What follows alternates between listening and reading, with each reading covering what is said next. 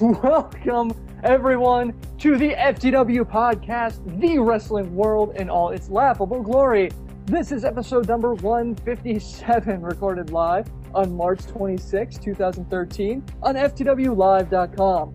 Tonight, we'll discuss the road to WrestleMania. Did TNA put together a tighter show than the WWE this week? And the Bully Ray Spin Zone. I am Harrison. With me, as always, is the incomparable Joe. Say hello. I've got my fire-breathing Twitter machine right here. Rob. Say hello, Rob. Hey. And Garvin. Say hello, Garvin.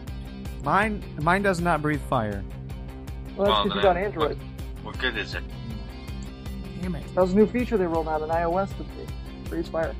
Head on over to FTWpodcast.com for more information about us and how to get involved, as well as other ways you can hear us.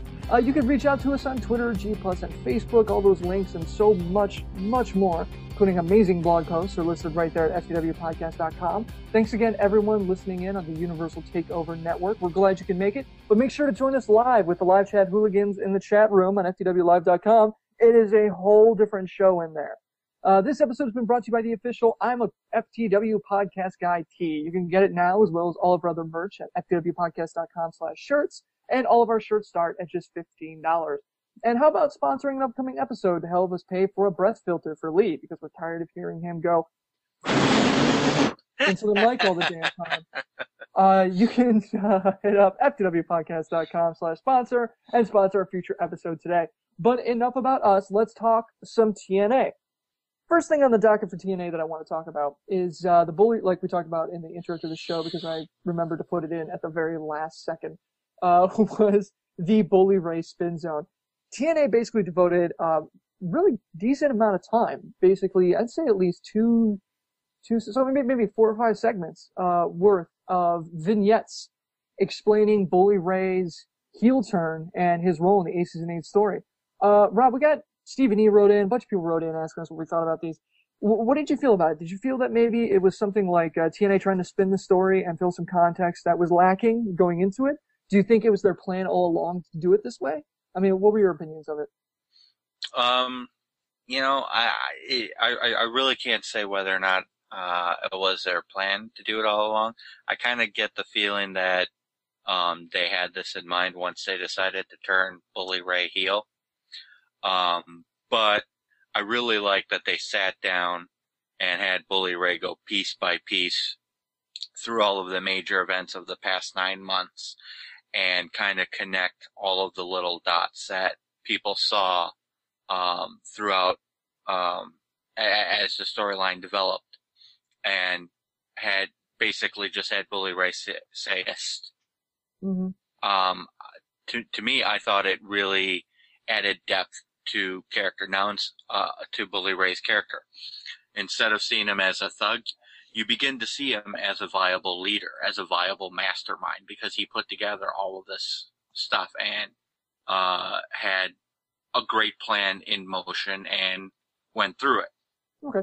Garv, what did you think? I mean, are you with Rob on that one? Did you think that this was kind of their play all along? And if, regardless of that, did you like how they kind of spun it after the fact? Well, I was kind of disappointed that they were filling in all the plot holes, because that's our job, and if they take that away from us, what else do we have? What are we gonna do?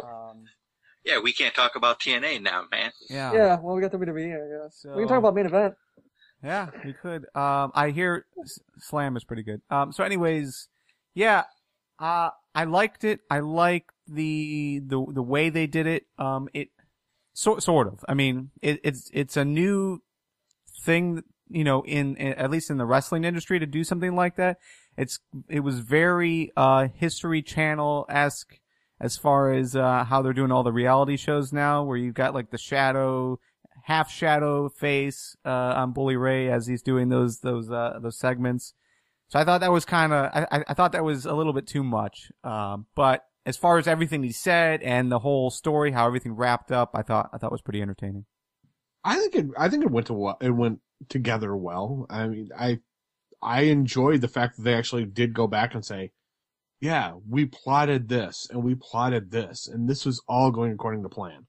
See, my problem with that, Joe, is that you didn't get that impression. Basically, what it seems like what they did was they left a lot of room in the storyline. They found areas to fit Bully Ray in. For me, if they wanted to do that, it would have had more power if they would have somehow figured out a way to interject Bully in those segments at that time. Like those photographs that were coming out showing, after Bully Ray did the heel turn, showing him actually, with the Aces and Eights crew all dressed up for the wedding. Like they were like, see, we had planned this since back here. So if they managed to maybe pre-record a lot of these at those live events and show the matches going on in the background so they could say, look, since the beginning of this storyline, we have been planning this heel turn. I think it would have had more impact for the eventual, at least the afterward spin. More impact? More impact? I'm not going to say it. Yeah. Yeah. You're really good at Rock Band. We get that, Joe. I enjoy the fuck out of Rock Band. But yeah, no, I enjoyed it, and you're right. Maybe that would have added a little more impact, to the storyline. But I think it works as is. I think they did a really good job, and I'm glad TNA was able to take all those faults that we found in the storyline, making Aces and Eights look weak, to just build it up so that when the big reveal was finally revealed, it made it better. Yeah, it definitely, for me, it felt like it did that. I mean, regardless of how they did it, the fact that they did it at all, for me, it was interesting. I mean, they spent the whole show doing vignettes, building up Bully Ray as a heel. Maybe keeping him out of the ring and not live helps with that, just kind of show he's the mastermind through video packages. It's not like he was doing it, live in the arena or backstage or anything like that. It was all pre-produced stuff. So maybe that helps with the heel turn, like not having him be his normal, swarthy, charming self in the ring. Garv, what do you think? Well, yes, but I didn't want you to cue me there. What I wanted to say and interrupt with is that the only thing that they haven't given us, answers for is why they lost so much. I think that was the only major disappointment I had with all of it, is that we still don't know why they were so terrible. And to me, that it makes sense because it made TNA look strong. The TNA faction looked strong, and then they brought in Bully Ray, and Bully Ray's a part of them, so that they're all strong, and then all of a sudden, it's all planned just to build you up so we can pull the rug out from under you. Going way back, that's a Bully Ray tactic. And, the only thing they needed was for him to start shouting some homophobic slurs. Wait. He did that. Okay. Yeah. All right. That didn't happen. But, again, Joe, proving once again that we are providing context to the plot holes that are within this storyline. I thought that was all taken care of last Thursday. Regardless, we can't treat this like this is new. TNA, WWE, they've all been doing it. WCW did it too. Maybe not to this kind of personal extent. Usually when WWE does this kind of thing, it's more polished. It's more of a single video package that they edit down to 2 or 3 different versions they can play across Raw and SmackDown. I just can't imagine, I can't remember a time when they would take a heel turn like this and have that person basically have 5 or 6, 4 or 5 minute segments for an entire show. Usually it's just a 45, 30 second, maybe a whole minute kind of segment that they build, and they use that to kind of push. And all they do is they focus on the actual turn. This, they filled in the plot holes and everything like that. Can anybody think of, when Hogan turned, they didn't do that, that's for sure. Yeah. But can you think of anybody in the past that they've kind of let someone almost dominate an entire show this way? Well, not only that, I just can't remember a storyline where there was a turn of some fashion that they had planned for so long. Like it was the way it was presented was that, this was basically a 6 to 8 month scam, that they pulled on TNA. And I don't remember anything ever like that. Well, and what I like too is they showed kind of, like Bully Ray said, he was supposed to win. I like the fact that Bully Ray and the Aces of Eights admitted, okay, things didn't go originally as we had planned. We took Jeff Hardy out. Bully Ray was supposed to win the title and turn heel at the Bound for Glory series tournament, but things didn't go as planned. Jeff Hardy managed to win somehow, so we went to plan B. Yeah, that to me, that was interesting. I mean, the only thing I can think of is that the implication that this heel turn had been started essentially before Aces and Eights is pretty compelling. But the fact is, there is proof out there that they were thinking about that they had decided to turn Bully Ray heel using the storyline as far back as the proposal. So at the very least, at that point, they had said, we're making Bully Ray heel. So, I mean, images are coming out showing that. I don't know if there's any more proof from even further in the past of the storyline that that's the case. But regardless, Garb, yeah, you're right. I mean, it is incredibly interesting that, that they went this far with it. Now, the other thing I want to point out is, not everyone is 100%, in favor of the storyline. Gary wrote in saying that Aces and Eights will fail, and he gives two reasons why. One is that most people that Aces and Eights have attacked, including Kurt Angle, Samoa Joe, Sting, with the Main Event Mafia, Eric Young and Magnus with World Elite, and Hulk Hogan and Jeff Hardy with Immortal have all went against TNA and failed. TNA always wins. So what about that idea? I mean, the future of TNA does not rely on Aces and Eights. It has to fall at some point. Do you think, at least storyline-wise, Gary has a point here, Garvin? And then we'll go to Rob. Totally. And I talked a bit about this on Saturday for Shotgun Saturday Afternoon, and that was, the fact is, you look at any time there's been an outside group that comes into a company like WWE, with the Nexus or WCW with NWO, you have this outsider group coming in to take over. They always fail. The company always wins. That's how it's been in history, in the history of wrestling. That's how it's probably always going to be because, this is a, good will always win in the end. That seems to be how this story always ends. And I totally agree with Gary. You just look at these guys in general, but just look at the industry as a whole. And that will tell you that TNA will win. And so it is kind of difficult to get behind a group like Aces and Eights knowing that that's the inevitable. Okay, Rob, do you have a thoughts on this? Yeah, I mean, Garv hit the nail on the head. I mean, if any group in history was going to topple the parent company, it would have been the NWO. And given how things played out with WCW, you can make the argument that the NWO did win in a sense and killed WCW. Beat me to it.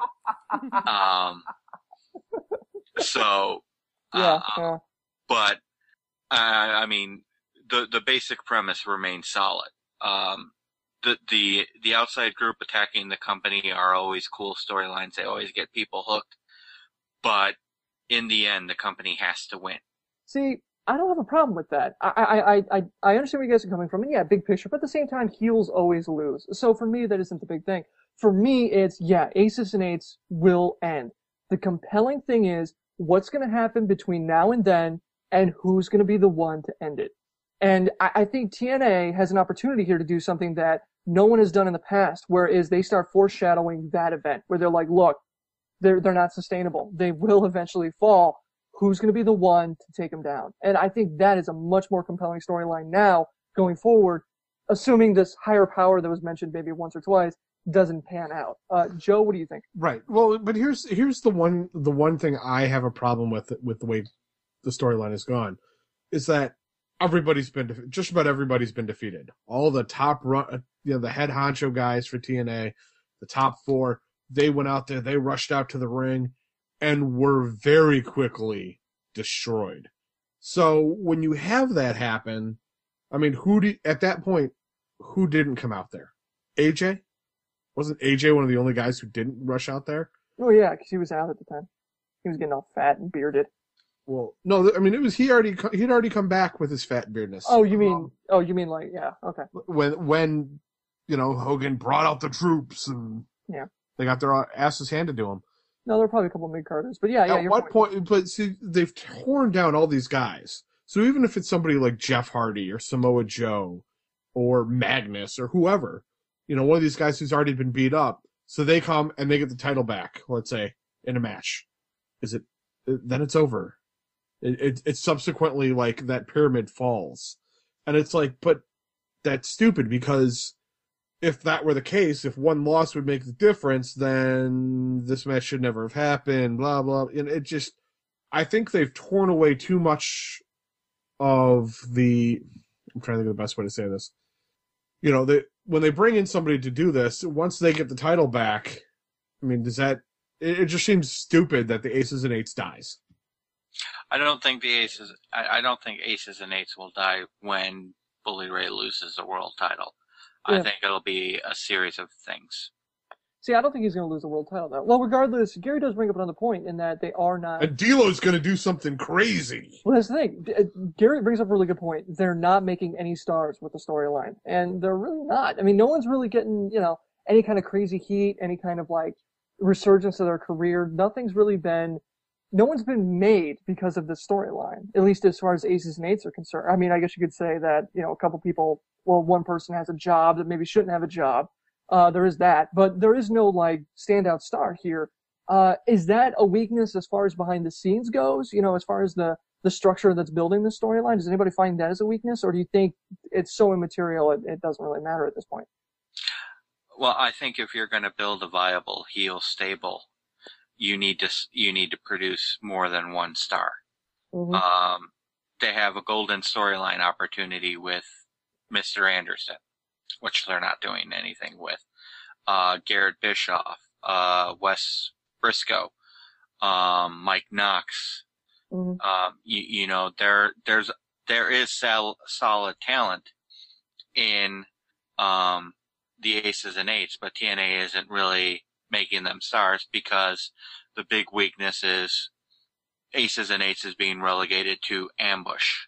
Come in, mob tactics, beat the crap out of a wrestler. They're not getting into too many matches. Mm-hmm.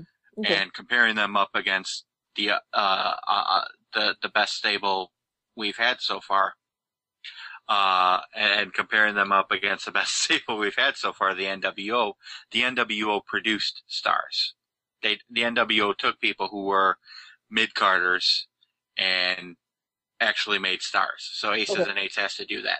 Okay, Garth. And there's still time. The thing is now we know the official group. We know everyone that's involved for the most part, outside of maybe, 3 or 4 guys that might still be under masks. We don't know, but there is still time to determine what Mike Knox can do, what Doc can do by himself, that sort of thing. And really, we haven't seen a whole lot from Wes Briscoe yet, so who knows? Maybe he is the diamond in the rough that might become a breakout star. Doubt it, but it's possible. Yeah, I don't think so. All right, moving on from Aces and Eights. X Division has Garth going. I just got one more point, and I know we're trying to talk positive about this group, but I just want to throw out: do you guys agree that it's still a possibility that they're building up to Hulk Hogan coming in and being the savior of TNA? Probably. He just had his last surgery. They've been building it up, and he's basically the main guy behind TNA. I can see him being, I don't think it would be a singles match, but I don't know. I'm almost seeing, because you can tell he doesn't have faith in Hardy. In every segment he does, he makes it very, very well known that he does not like Hardy as champion. It looks like they're building up to Hogan versus Bully for the title. If they're going to do that, they need to end. If they're going to do that, they need to end the match with Hogan doing the bionic leg drop off the top of the cage. Yeah, I know. Even when he was talking, even in Chicago, when he said, when he was talking to Hardy and was trying to go on about how Hardy had to rally and lead TNA, you could tell he had absolutely no faith in Hardy's ability to do anything. Yeah, but then they stuck the belt on.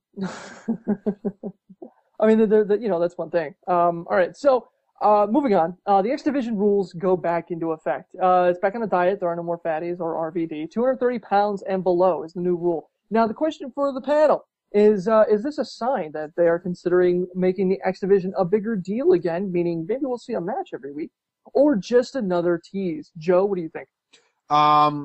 I think they're doing it to try and highlight it, but I think it's stupid because I think the weight limit is stupid. You're cutting out guys like Samoa Joe, guys who can work in the division. You don't have to be a cruiserweight in order to be in the X Division, and they're making it a cruiserweight division not what the X division was, which was just like an awesome division where a lot of crazy shit happened. You don't have to be skinny to do crazy shit. Look at me. Yeah. Right on. I'm a fatty. Well, that's not up for debate right now. But, Rob? Yeah, you're also reducing, I believe, you're also eliminating guys like Douglas Williams, who was an X Division champion and held the belt for a long time. Yeah. Rob Terry. Yeah, Rob Terry. Well, I don't like the weight limit. What I do like is that they're making an effort. I believe, if I remember it correctly, I believe one of the rules they're instituting too is they're going to have a lot more triple threat matches. The way I understood the rule is it's triple threat matches. It's going to be triple threat matches until somebody gets removed, until we run out of guys who are in contendership for that role. Garvin? I think you guys misheard that. The triple threat is for April 5th's extravaganza. Oh, okay. Every match on the one night only pay-per-view is a triple threat match. Okay. But the last couple of weeks they've been doing triple threat matches, and they stated that the rule was the X Division champion has to win the match if they want to keep the title. Whoever gets pinned is out of the running for contendership for the title. Yeah, the last few weeks they've been doing that, and that's one thing that I like. I kind of like them saying, okay, for the X Division, we're going to take away champion's advantage. If you want to be champion, you have to prove it every time you go out there. And then that makes the Destination X cash-in of the X Division title that much more impactful, because you had to fight to keep this title. Yeah. Not just earn it, but to keep it. That's a really good point, Joe. I didn't even think about that part. Yeah, the fact that you can turn it in for the title shot. For me, I mean, I can't imagine anybody would look at this as a negative, because at least TNA is taking a stance about the X Division, in as loose a term as possible. They're at least saying something about it, so they're acknowledging that it exists. They're implying that there is a problem there, and they're willing to fix it. Garv, what do you think? Well, Last point before we move on. Except for the timing of it. The timing of it suggests that they're just doing this to build interest so that in 2 weeks, when they have their one night only extravaganza pay-per-view, that people will actually buy it because they'll be interested in the X Division again. But I don't, this to me does not say that they have a long-term goal. Well, I can see where you're coming from with that, but I like the idea of at least using those X Division, or at least those one night only pay-per-views for something other than pre-taped stuff that we can pay $15 for. I mean, if that's the case, just release it online. I like the idea of at least, maybe a little bit, having Impact storylines. It doesn't have to be a huge pay-per-view thing by any stretch, but yeah, I mean, if it's for the X Division, have it matter to the X Division, just like the Knockouts Division 1 should really hit the Knockouts Division and really shake things up. I think that would be pretty great. Alright, so the other thing I want to talk about is Joseph Park. Joseph Park had another match on Impact. Real quick, guys, do you think they're kind of on cruise control with this storyline as far as he's concerned? Joe? I'll speak on Joseph Park, but I want to interject something since you touched on the TNA, the knockouts thing. But anyway, Joseph Park, they're really on cruise control because they don't know what to do with him, unless he's going to be the guy who brings the belt back to TNA. I just don't. I mean, I don't like the character, but I don't see where they're going with it. Maybe that would be different if I could see they maybe actually had a plan. But they really, it's very awkward. He always looks surprised. Well, yeah, Joe, I mean, that is a good point about, I do want to say this before I kick it to Garvin. That is a really good point that of all the people that, Gary listed and that we talked about as far as Aces and Eights defeating, Abyss is not one of them. Aces and Eights have technically really never beat Abyss. They beat Joseph Park, and they've kind of taken out Abyss, but they never really beat him. So it's one of those things that if you had to pick someone, in my opinion, to be the one to take down Aces and Eights, when you want to take down the monster, why not just get a bigger monster? Well, because I think they've killed off I don't think so, because they had him kidnapped for how long, and then he came back?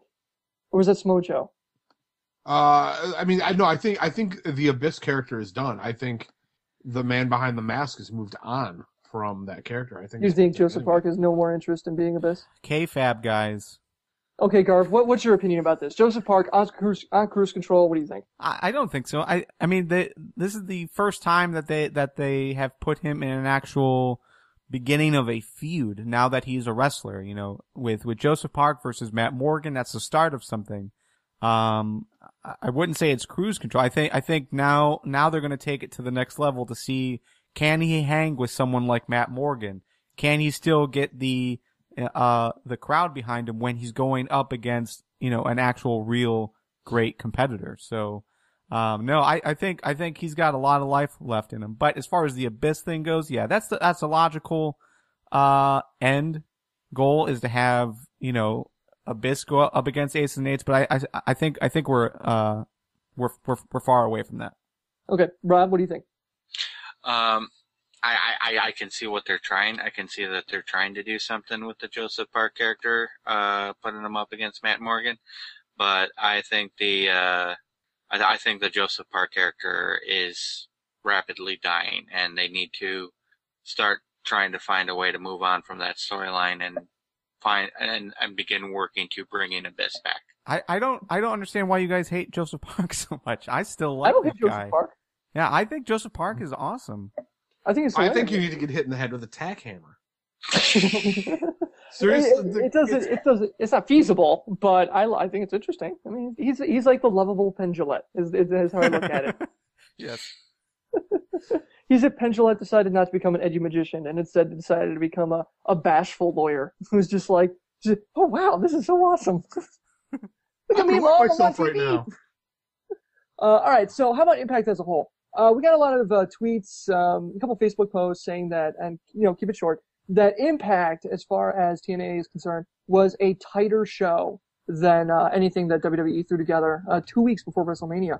Joe, do you want to give a point about that? Let's do this kind of Ask FTW style, 30 seconds, and then we'll move on. Yeah, Joe? I think it was a much tighter show. WWE seems to be floundering right now. We'll get more into that a little bit later. But in regards to the comment I want to make about the Knockouts division, I think it's hilarious that none of the Knockouts they've been asking to come back for have agreed to come back. Well, yeah, that's the rumor. Yeah. Garv, what do you think about Impact maybe being a tighter show than anything WWE did this week? It's hard to compare. I mean, I agree with the overall sentiment that WWE is sucking overall, but I just have a hard time putting the two against each other. I like aspects of both.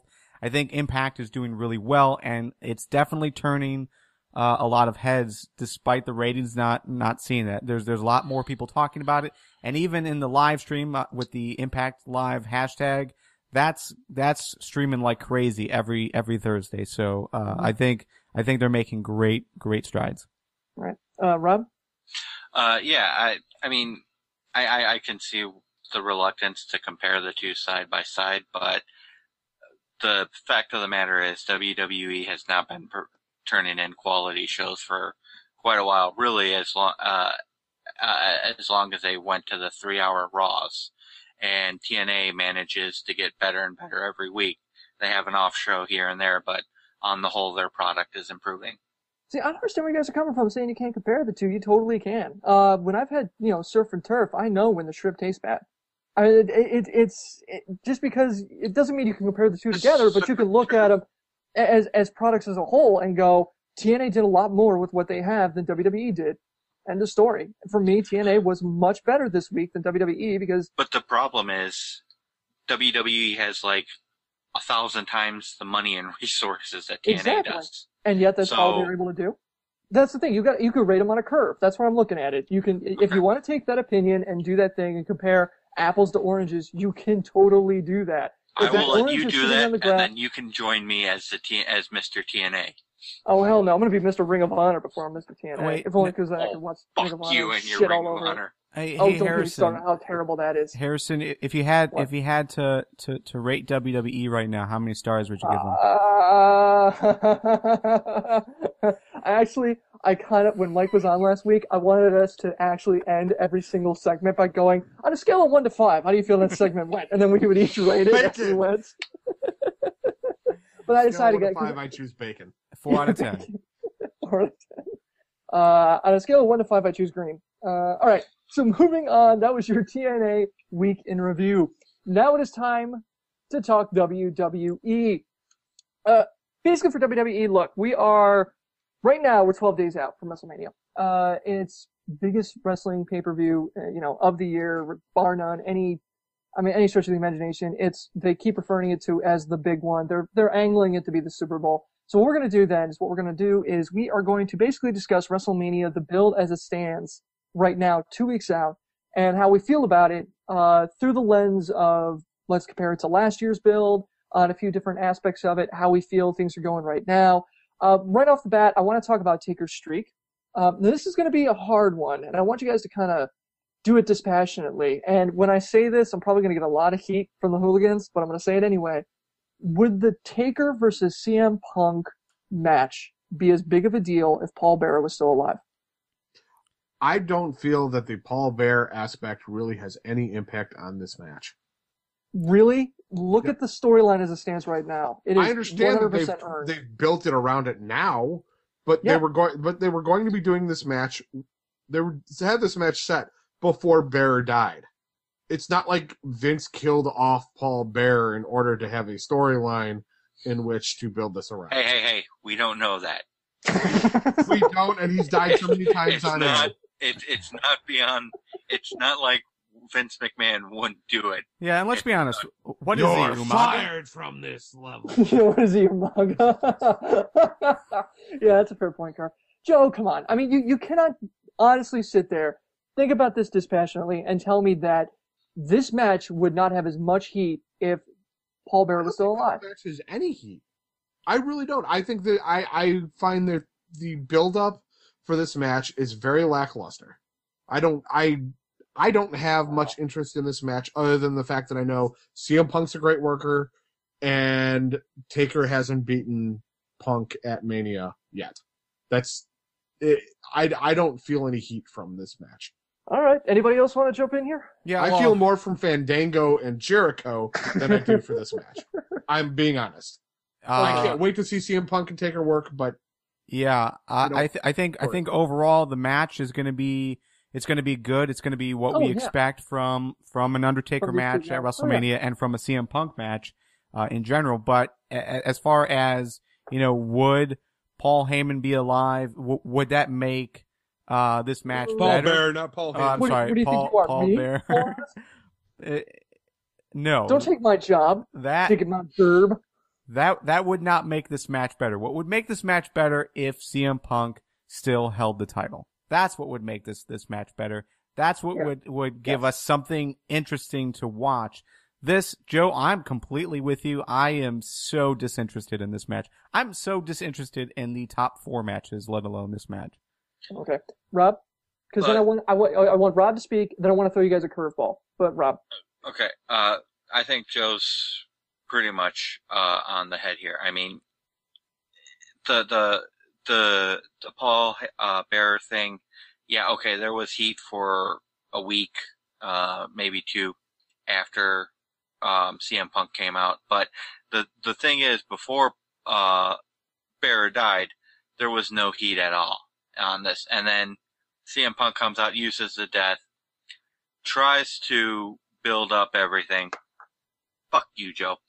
Tries to build up For everyone listening that I can't see this on video, Joe just put on a Rem Wings hat and is now basically taunting it as he's talking. Joe's if Rob wouldn't have reacted to it, I only did it because Garvin has a hat on, and I figured. And the backlash from CM Punk is starting to die down a little bit now that people realize kind of how the segment was actually structured and everything. Taker is doing almost nothing to really build this, and the WWE as a whole is really not building this match at all.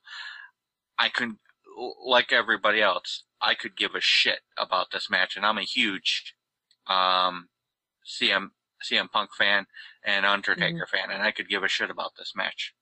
All right. Basically, Chet seems to be agreeing with you. Kilo G says that the potential of Undertaker losing is enough to get him into the match, which, is a fair point. Here's the thing, though. Last year, we had Taker versus Triple H, and basically that was, the rematch that had Hell in a Cell and HBK as the special guest referee. Now, can you look at it and say a year later, now that we have CM Punk versus Undertaker, do you see this being a step forward, or do you think this is going to be, we're at a low point here? I see this as being a biting off more than they can chew. Granted, Undertaker hasn't had a match in a year. He should be rested and able to fight. But the question you have to ask yourself is, can Undertaker keep up with CM Punk? I say no. Mm-hmm. Okay. Garv, what do you think? Yeah, I'm with Rob, but at the same time, I still think this is going to be a quality match, and I think overall CM Punk will make this match work because that's what he does. He makes every opponent look awesome. So, but yeah, it doesn't live up to the build and the excitement that we've had the last couple of years, but I'm still looking forward to the match outside of it being meh, really. Okay. Joe? I disliked last year's match. That's right. You were so wrong. Go on, though. And I wasn't a big fan of the previous year's match. I was really hoping that the last WrestleMania was pretty much Taker's last match. Yeah, I'm with you on that.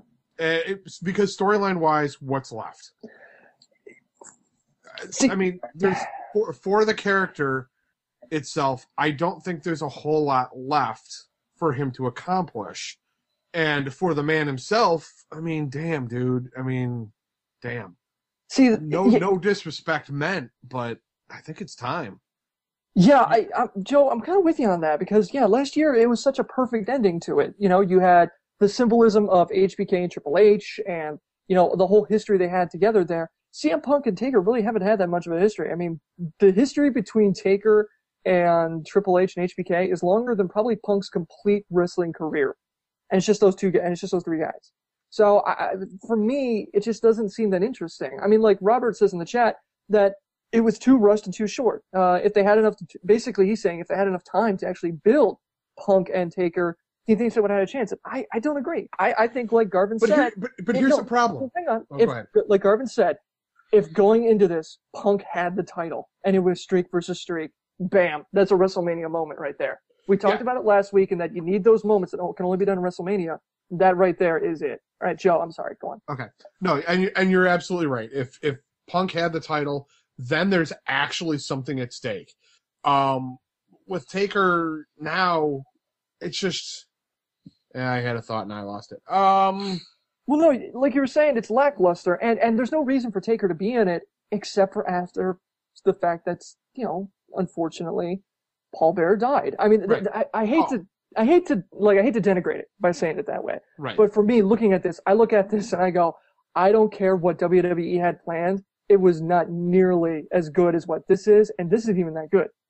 No, this is terrible. And with the idea that, if they had more time, they could have built a better story. Maybe. They could have had a lot more time. All Taker had to do was to be like, yes, I will be working WrestleMania. He could have said that 4 months ago, but let's start the building now. This is what we need to do.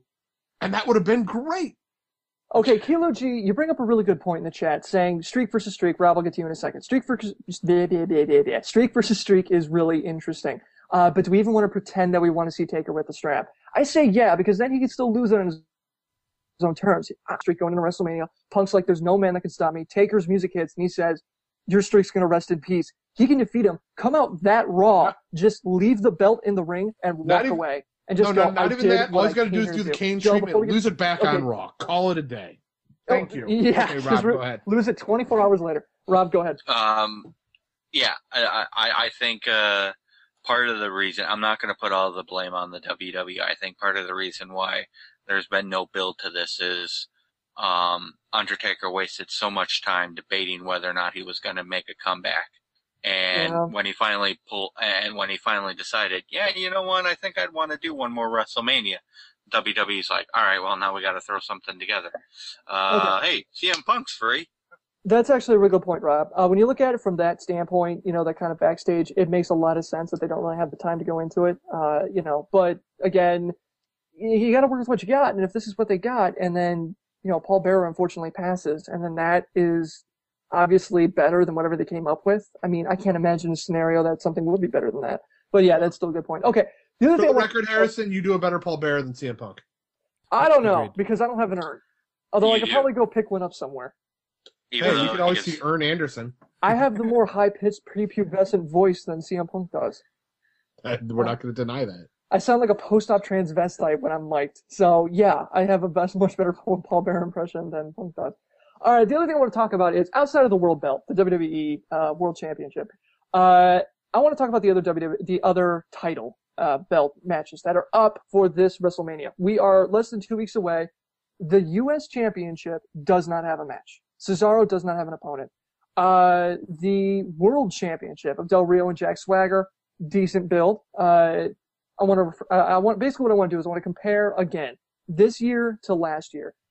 This time last year we had, the World Championship was Sheamus versus Daniel Bryan with AJ, where the match lasted. It was 18 seconds. 18 seconds. Yeah, 18 seconds, I think. They won't let you forget that, man. Yeah, well, because the record was 14 and they missed it, but whatever. At that time, the U.S. Championship was going to be, That was a pre-show, wasn't it? It was Miz. Was it a pre-show match? Yeah, it was Miz versus, was it at the pre-show? Whatever. No. It was Miz. Miz had a match at the pre-show, I think. No, that was the tag team championship. I'm looking at it right now. I just can't find. Oh, maybe the U.S. Championship wasn't. Oh, the U.S. Championship did not appear. Oh, damn, there goes my entire argument right there. All right, well, anyway. The other thing is the World Heavyweight Championship and the IC title. Wade versus Miz. I mean, when you look at the state of these storylines going to this WrestleMania, do you feel that compared to what we had last year, this is lackluster in comparison? Or do you think that, no, I mean, Wade versus Miz have been doing a pretty good job so far. Jack Swagger versus Del Rio is a lot hotter than Sheamus and D-Bry was last year. Where do you guys stand on that? Outside of the WWE Championship. Joe? I think this is actually a much better card than last year. I mean, last year Daniel Bryan versus Sheamus, we had Kane versus Randy Orton. But I mean, looking at the titles, where was the IC match? Big Show beating Cody Rhodes. I mean, then you had the Team Johnny versus Team Teddy Long. Team Cena, was it? No, Team Teddy. Team Teddy, yeah. Team Teddy, yeah. Long. Yeah. This is worse than Vince Russo doing seminars. Ref bumps into you, the Vince Russo way to match writing. All right, Garv, what do you think? Are you with Joe on this one? That it's kind of even compared to last year? Oh, this year's better than last year. I'm sorry. I mean, this year is better. Sorry. On paper, I would say, yeah, this card is a lot better than last year's WrestleMania, but I was definitely more excited about last year's WrestleMania than I am now. Okay, well, before I get to you, where do you think that discrepancy lies?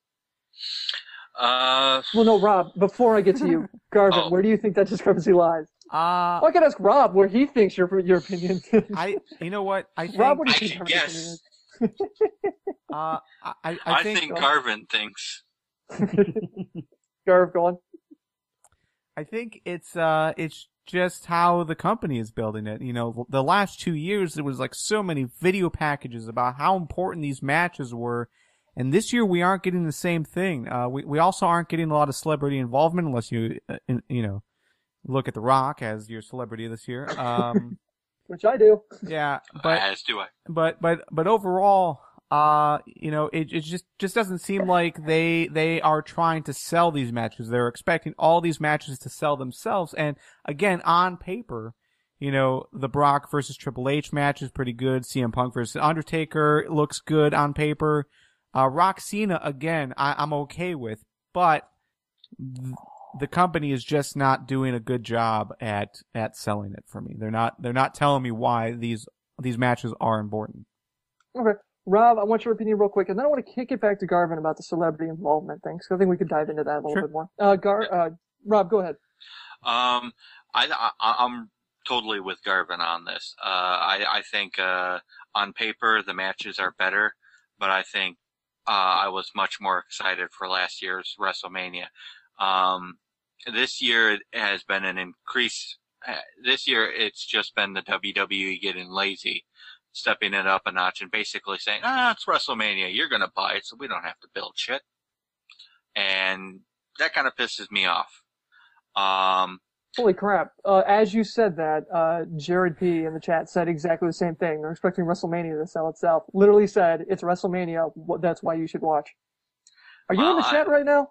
No, I'm not. But, okay. I mean, if you pay attention to the WWE, that's kind of the attitude they've taken this year towards WrestleMania. It's WrestleMania. You're going to buy it. As for Rock versus Cena 2, Garvin says he's okay with that. I guess I am too. I would much, much rather have seen Rock versus CM Punk.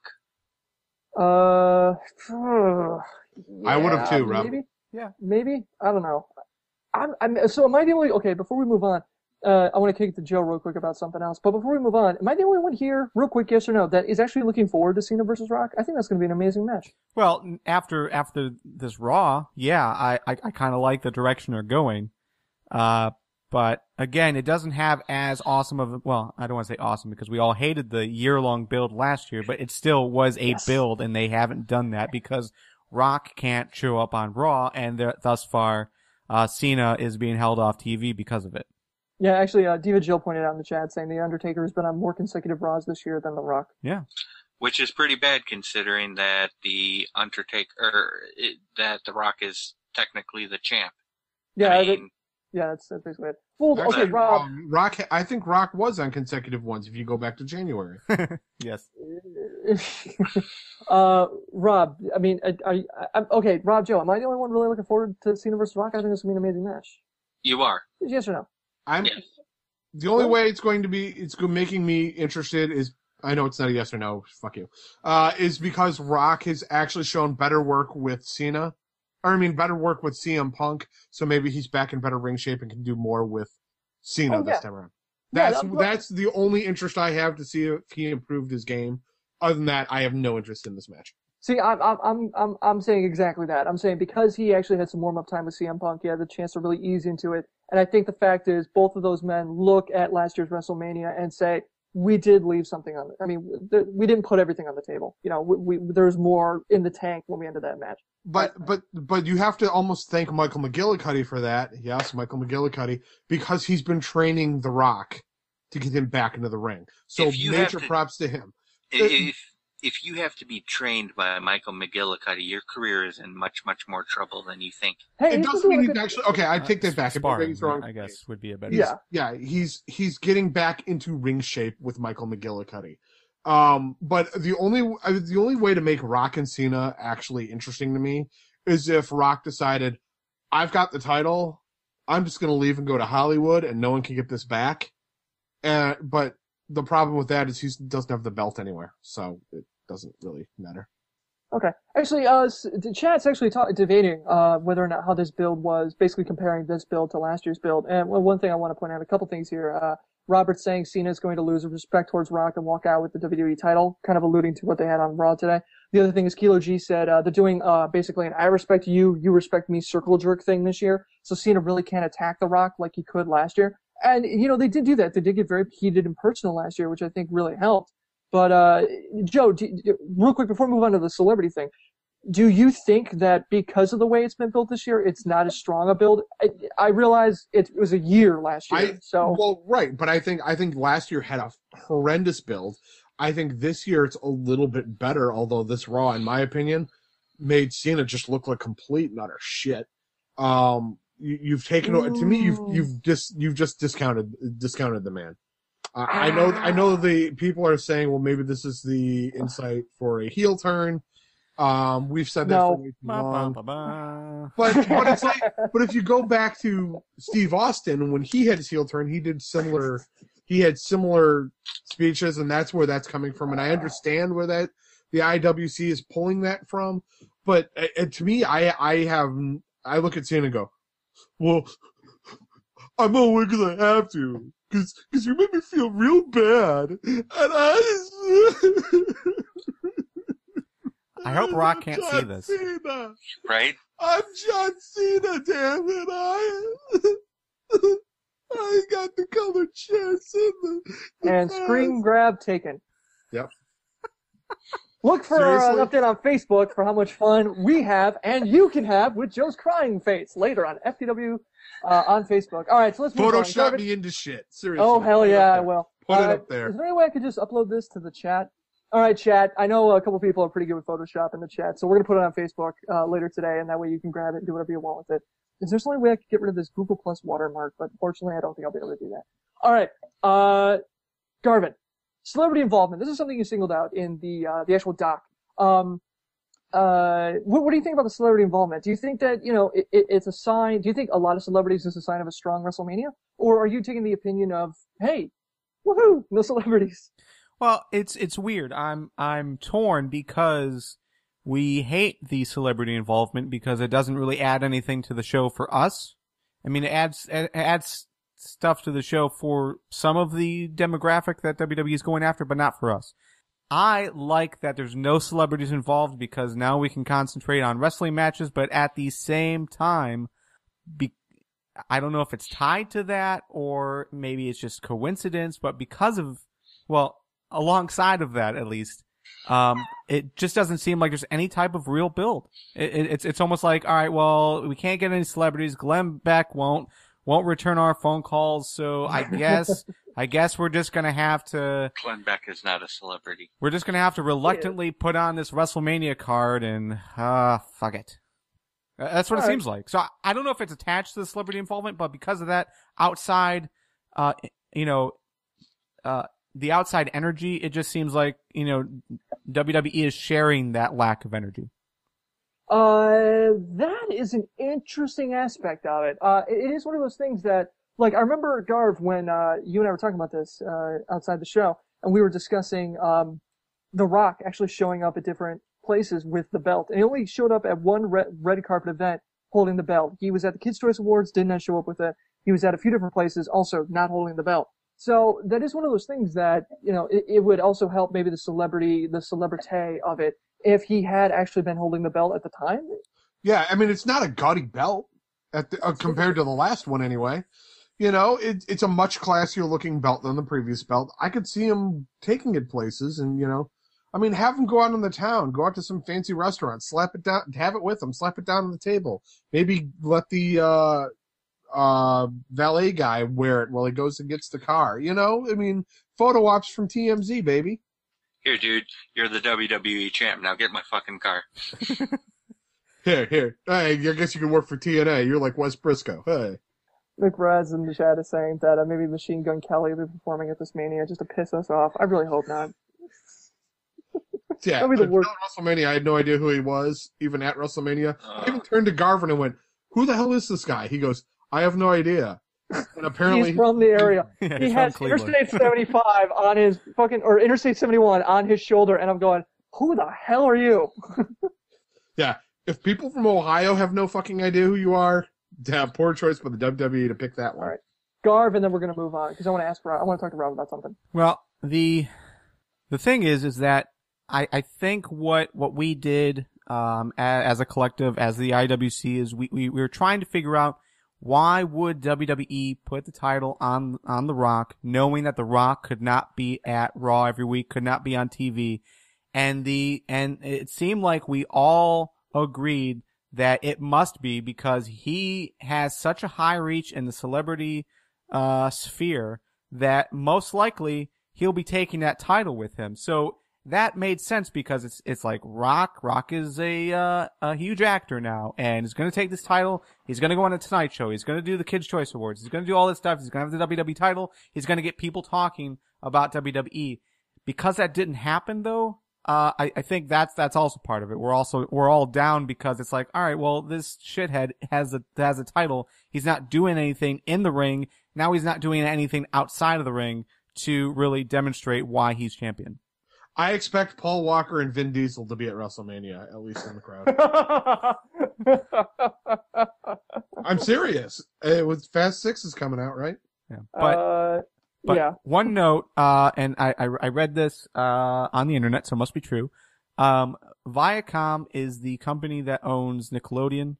Viacom is also the company that owns Spike TV, which has, some involvement with TNA. So because of that, That's most likely, that's the excuse that's being talked about of why Rock didn't have the WWE title with him at the Kids' Choice Awards, which would make sense overall. But still, I mean, I don't know. All right, sorry, I'm in the middle of making a meme using Joe. I'm gonna launch this sucker right. All right, Rob. Okay, moving on from the celebrity thing. Rob, you're kind of an old school guy, and I respect the hell out of you for that. But I want to kick an idea to you. So, all signs are pointing to the fact that Fandango is going to have his in-ring wrestling match debut at WrestleMania. I want you to think back as long and hard as you can. Has that ever happened before? And if so, I'm sorry, has that ever happened before? I want you to try and wrap your head around that idea real quick for me.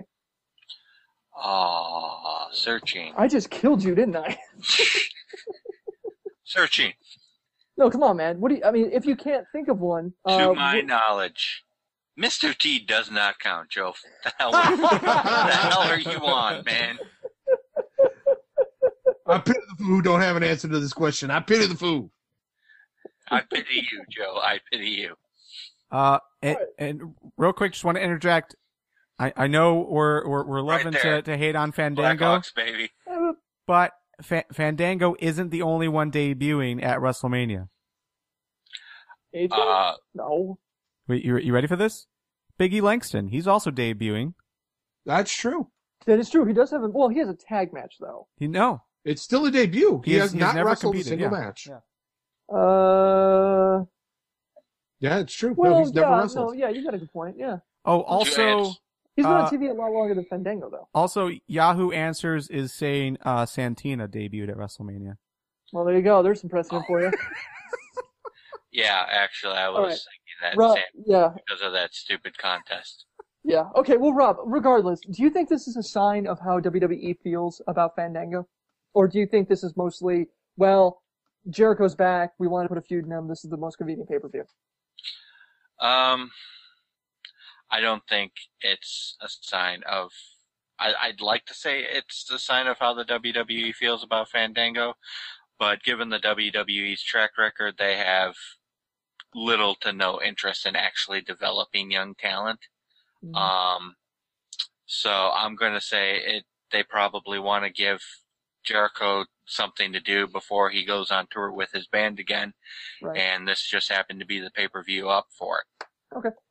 Garth, what do you think? Do you think that do you think it's overreaching to say that WWE puts a lot of faith in Fandango if they're having him debut on WrestleMania? Yes and no. Also, real quick, Michael Cole also debuted as a wrestler at WrestleMania. Okay. So. Wow. Well, Chad actually brought up that Ryback debuted at WrestleMania, but his first match wasn't at WrestleMania. It wasn't his first match, no. I mean, his WrestleMania debut. Yes. Well, everybody gets one. Yeah, but come on. No, I mean, you could argue that it was for his first real match. It was his first real match since he was, before that there were squash matches. So, well, regardless. Anyway, this is his first in-ring debut. Go, Garth. I like this match between Fandango and Jericho. I think if anyone's gonna help get him over, and this could be anyone. You could put Jericho against anyone and it's still gonna be a good match. I think putting him up against Fandango is a great idea. Because let's be honest, Jericho really isn't doing anything outside of this. Sure, we could all be fantasy bookers and say Jericho should be up against Dolph Ziggler or Jericho should be up against Wade Barrett or whatever. But at the end of the day, this is what WWE has planned, and I'm okay with it. I'm okay with Fandango debuting against Jericho at WrestleMania, and I think it's going to be a good match. I think it's actually one of the matches that I'm most interested in. Right. We should find a way to make that our next game, fantasy booking. No, we got this bracket idea that's totally awesome that we're still working on. Joe, what do you think? I don't like the fact that Jericho's going to eat a loss on this one. But you know what? Oh well. I see good things coming out of this. I like the idea of I like Fandango. Johnny Curtis is a great worker.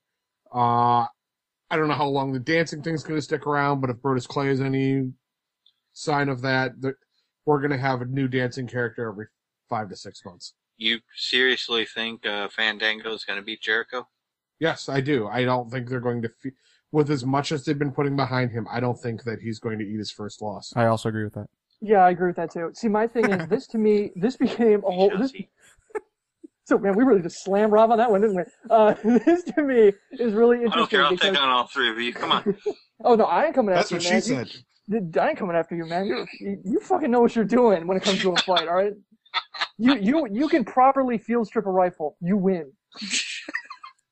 I don't care how much karate. I don't care how much taekwondo someone took when they were 14. You know, the fact that our government trained Rob how to do this means that he's got more back. For me, it's more interesting because I'm thinking, okay, Fandango's getting one hell of a weird gimmick. He's being shoved at the crowd. He's getting Jericho to do his debut, and it's happening at WrestleMania. If this guy is not the next Rock, I don't know what to expect. Because for me, as an IWC fan, as a person who is a pro wrestling pundit, this is the amount of backing an amount of faith that that the WWE is putting in this guy, to me, is amazing. Absolutely amazing. 2 words. 2 words. Right. Jack Swagger. Remember when he was the next big thing? What happened to him? We the people. People. He's pretty cool now. Yeah, it took a few years. After how long? Rob, like a fine wine, you must let the swagger ferment. You can't just you just can't smash the grapes and drink it down. All right, so that's Fandango. Now, the other thing I want to talk about, before we move on, the WrestleMania card as a whole, AJ, assuming that happens, this is going to be. Do you see this build being, extended for the Divas Championship against Caitlyn? Do you think she might actually win it against Caitlyn? How do you feel about basically AJ possibly finally entering the Divas division? Could this be the herald of the new Divas division with Bella's coming back? And anyway, Garth? I love it. I wish they would have done this like months ago when the Caitlyn versus AJ feud was relevant. Now it seems like it's just last minute, but I'm excited about it. I like how they handled the match on Raw.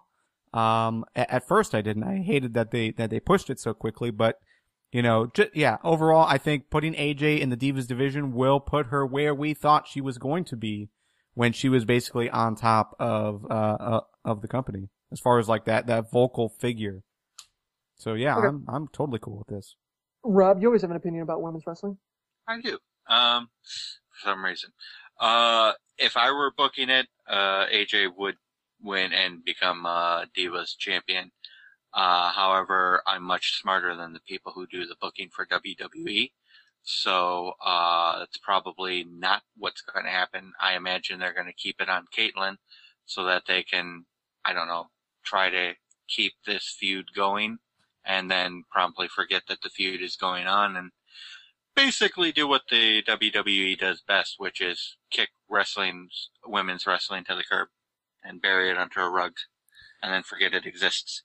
But I don't think that they will go that route if AJ's involved. AJ's been on TV solid, as far as consistently goes. She's been on TV like pretty much every single Raw and or SmackDown, for the last year and a half. So I think if they keep her in the division and they even put the title on her, that could mean big things for the division. At least having, the Divas Championship on camera.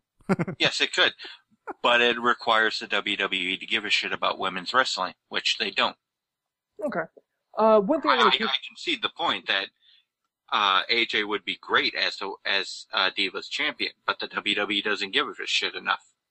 Okay. The other thing I want to kick to you is Robert posted something in the chat, which is pretty interesting, in that if AJ wins the title at Mania, Dolph and Big E sweep the world title and tag team titles, that'd be a pretty WrestleMania moment.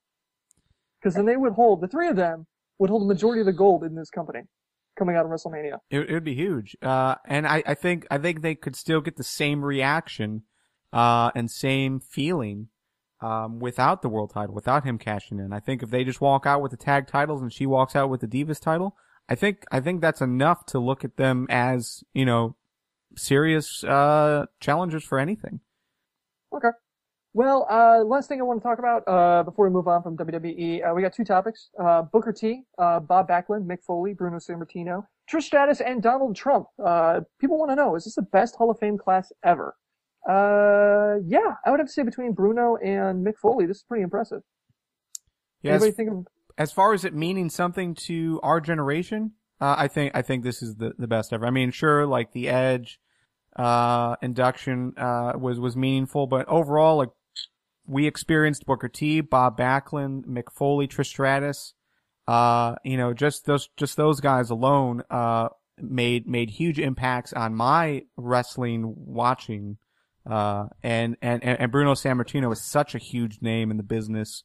I think by far this is the best class across the board. Okay. Anybody else have any disagreement on that?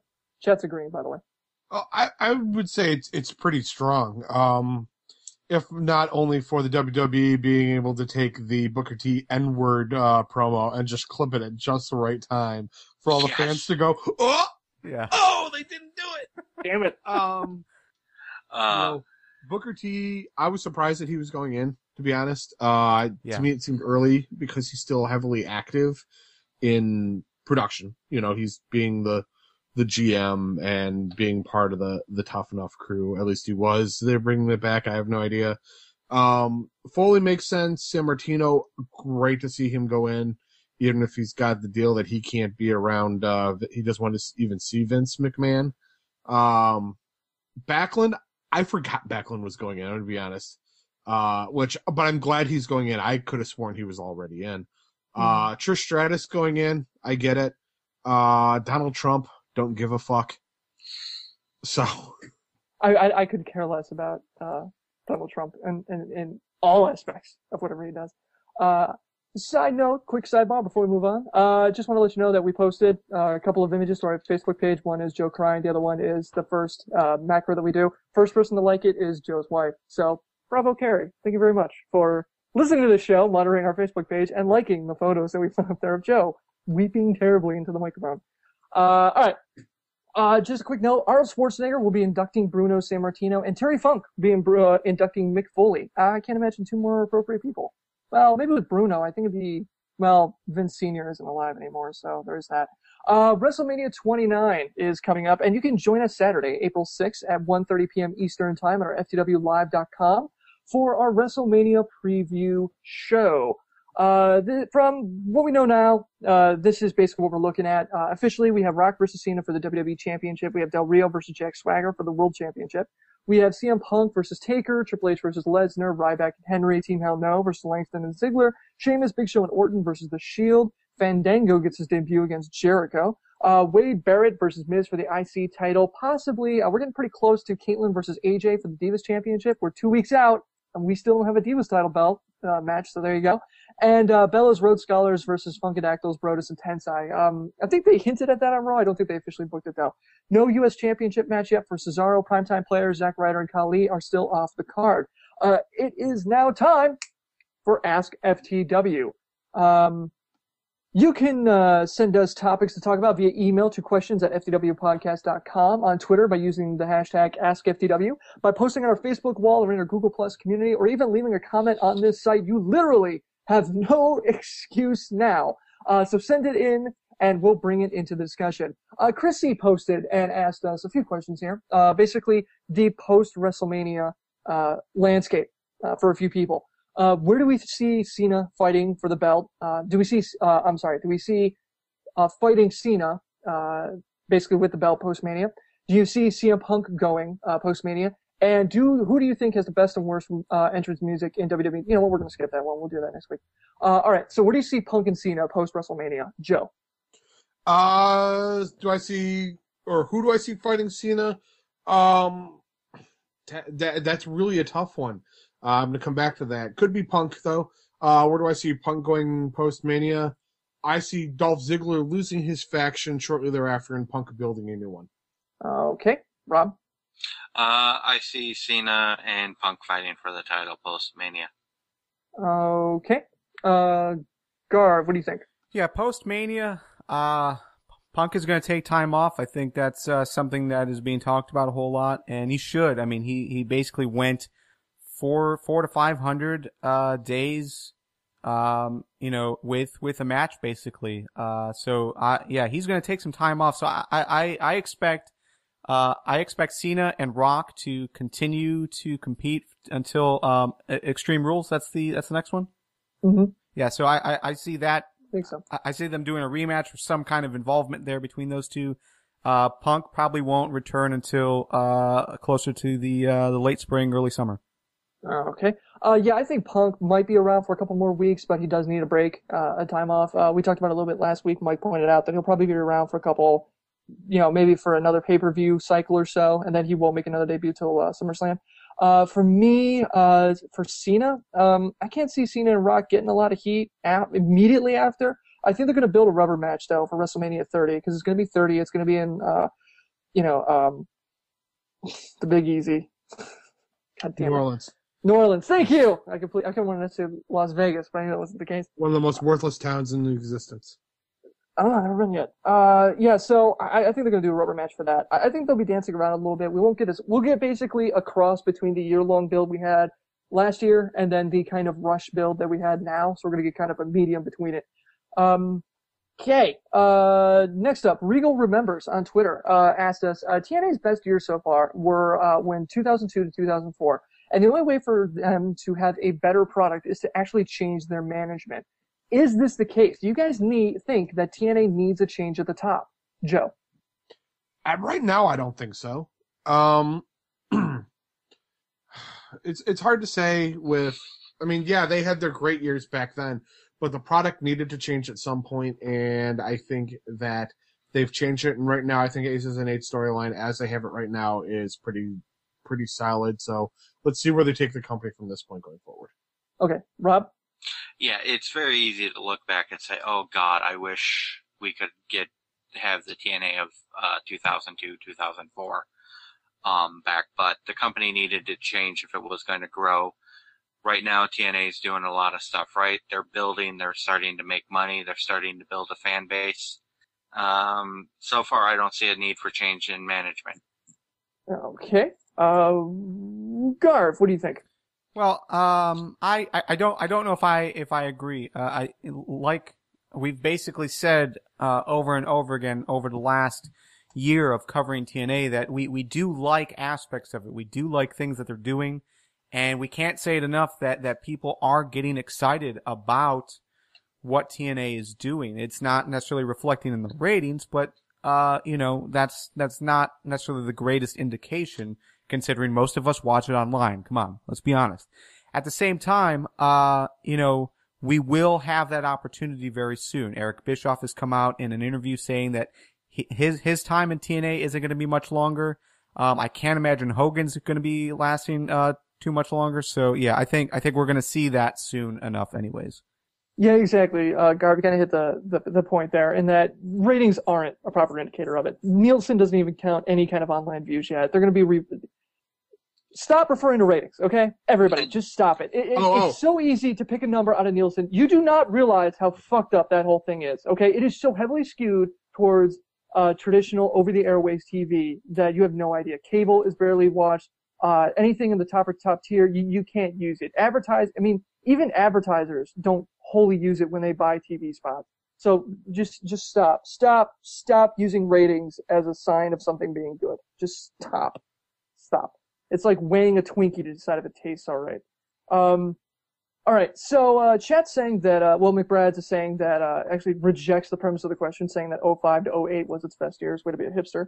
Robert's saying that everything looked good. How can they come out with the dark years? Is amazing and the best way to bounce back. Diva Jill's saying what TNA needs to do is to bring back the six-sided ring and to have a second weekly show. I'm not sure they can. On that?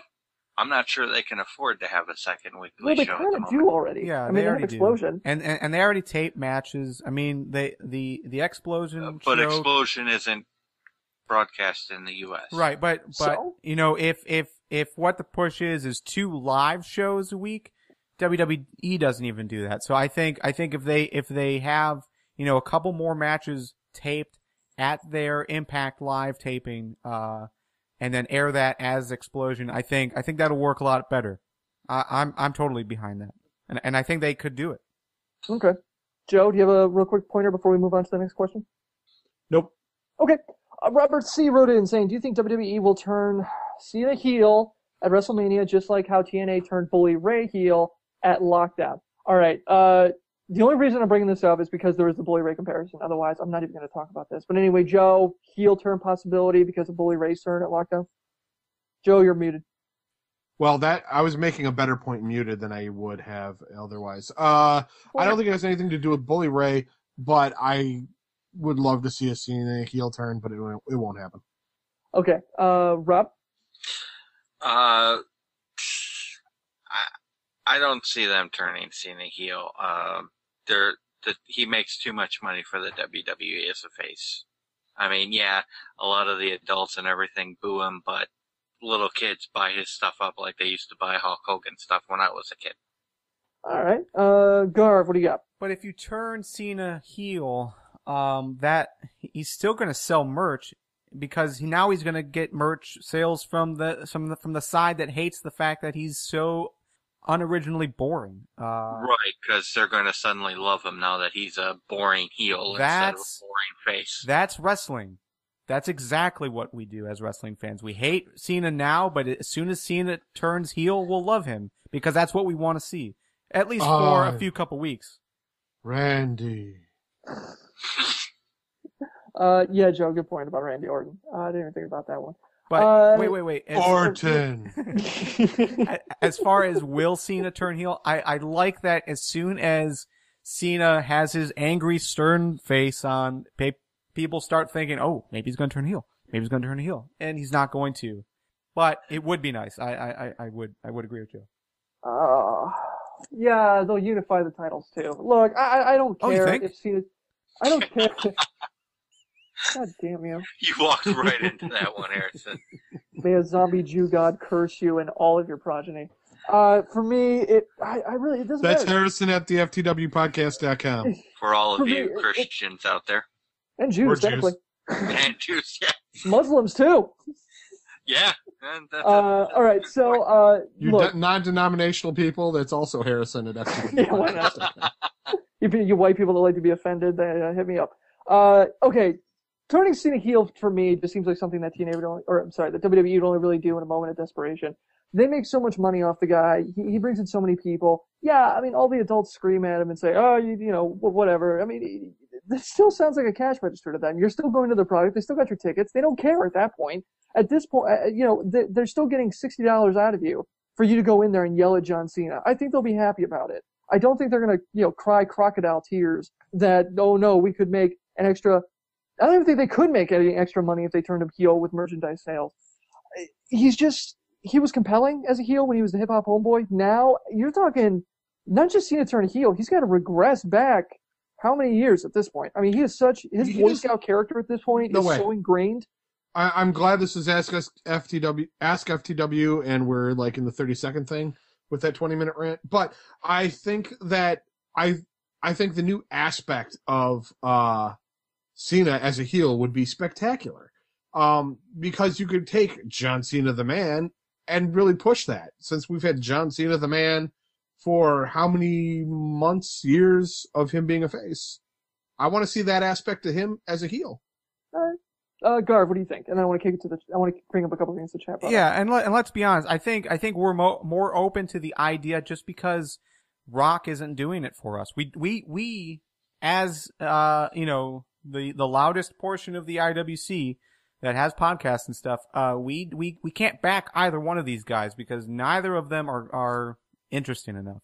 So you turn Cena heel and you've got a good story. Speak for yourself. I kind of like John Cena. Yeah, me too. I'm speaking for the IWC, right? Right, guys? Right? Crickets. Yeah. Crickets. He says, yeah, people will buy. Look, he's saying, yeah, there are people out there that'll probably buy Cena merch once he turns heel, but not enough of them. He brings up the point that his 8-year-old nephew loved CM Punk until he turned heel, and now he hates him. Kids feel about wrestlers the way the WWE wants them to. And I think WWE knows that. They know that they can ply kids a lot better than they can us, and they're going to look to us to be the tastemakers, but they're going to be looking to kids to be the bank, is where they're thinking about it. I mean, They know where the money is, and it's there. If the WWE tells kids, hey, this is a good guy, they're going to like him. As soon as you tell them, hey, this is a bad guy, they're going to hate him. Yeah, and it's not even just that. It's T-shirts. They're gonna buy tons of T-shirts. I mean, Rey Mysterio masks. Well, yeah, but come on. I mean, come on. As a kid, I hated Big Boss Man, even when he was a face. Kids are gonna hate who they're gonna hate. Is that just because he was a cop and you're from Detroit? No, it's because he was from a correctional facility. Okay, yes. Yeah, yes, he was a corrections Big Boss officer, Man yeah. couldn't cut it as a cop, so he got stuck as a prison guard. Hey, prison Exactly. guards- yeah. Besides, I backed Akeem the African Dream. I'm not gonna insult prison guards or correctional officers. I will apparently insult the, beloved God of millions and billions of people, but I will not insult a corrections officer. Adam Y said, if you could use any one finisher in wrestling as your own, what would it be? Joe. Spinebuster. I know it's not know. exactly a finishing move. I've just loved that move for years. Hey, Robert Roode has turned it into a great finishing move. I don't even know why I asked you. I could have just told everyone that. All right. Rob, if you had to pick a finisher, what would it be? If I could pick any finisher at all, I would go with the Canadian Destroyer. That flip pile driver. It's just an awesome move. Yeah. Okay. All right. Garvin? I always dug that Taz mission, the same type of chokehold that Samoa Joe has. I always liked that. I always thought that was epic just because, it would always happen at, a moment's notice kind of thing. And yeah, I always was cool with that. The RKO, I kind of like in the sense that I liked when Diamond Dallas Page did it. Yes, the Diamond Cutter. I thought that was pretty slick. Okay. Joe, I want to kick it back to you real quick before I go, and then we can talk about the chat. Yeah, the other one I'd want to use is the moss cover 3-handled family credenza. Yes. Armbar! I really like the super kick. Joe, you and I have gone back and forth on this, and you've gone a lot on the show saying you like those out of nowhere moves, and I've said no, sometimes you need a build, and the super kick kind of straddles both fences, where it's a move that you could really hit out of nowhere if you need to, but the fact that Shawn Michaels was able to tune up the band and kind of get the crowd going before he hits it, to me that was always interesting. And yeah, that's the reason why I like the Diamond Cutter over the RKO, is because DDP would go out, do the Diamond cutter, and then kind of hype the crowd up for what they were coming to. So for me, it's hands down the super kick. Anyway, Joe. But if you didn't know the originator of both those moves, who was it? You know, Harrison? No, because I'm not a walking encyclopedia like you. Johnny Ace. Laurinaitis. Yep, Johnny Ace. It was the Ace Crusher before it was the Diamond Cutter and the RKO. So there's a little factoid for you. Most people who are listening to the show probably already knew that, but Harrison's dumbfounded. So. If I didn't know it, I don't care. Chat's saying Van Terminator, like Death Valley Driver, RKO or the Cradle Pile Driver. What else we got here? The Tiger Driver. A lot of the pile drivers. Joe would use the Riot Act. Yeah, Super Kick, agreeing with me on that one. Diva Jill saying the Vertebreaker or the $1 Million Dream. Wow. Yeah, I'm not surprised from that by Diva Jill. That's a really good one, actually. The Vertebreaker is one I didn't even think about, and that's a beautiful move. It's a beautiful move if you can pull it off. Yeah, that's the thing. It's so easy to botch, though. Yeah, hey, the finisher I picked, to be fair, is easy to botch too. Yeah. I mean, oh God, what was the one? And with the flip pile driver or the Vertebreaker, if you screw up, you are going to break the guy's You're gonna neck. kill someone. Yeah. Someone's dying at the end of that. Damn it, it's gonna bother me now. There was one that just popped in my head and went right back out. All right. I know, Bob. That's what she said. So I got one more move that I always loved, and that was when Jericho used the triple power bomb. I don't know if you guys remember that, but he had the triple power bomb, and the last one he used as like a jackknife and held for the pin. I always thought that was awesome. We'll screw this. If we each get two finishers, that was actually my fourth one, but just I'm gonna take the sharpshooter again. Not surprising to people who know certain things. Rock's version? No, Bret Hart's version. All right, fine. Then if we get a submission move, then I want the gates. I mean, I love the triangle choke. I think that's a fantastic. I think it's a fantastic MMA. I think it's a fantastic MMA move, and I liked how Taker incorporated it. Although he does it wrong, but you wouldn't expect him to do it correctly. But just because if you do it correctly, you're passing the other person out. I mean, that's just how it works. What But about yeah, X-Pac's ass breaker? Oh. we're getting to that later. Speaking of which, before the show, everyone in the live chat was asking, are we going to talk about X-Pac tearing his ass open? So here we go. Everybody, you get 30 seconds to make fun of X-Pac right here on the show, live for everyone's enjoyment. Joe, we're going to tee off here. Take it away. I think China caused all the prerequisite damage. Damn it, you There it beat me to it.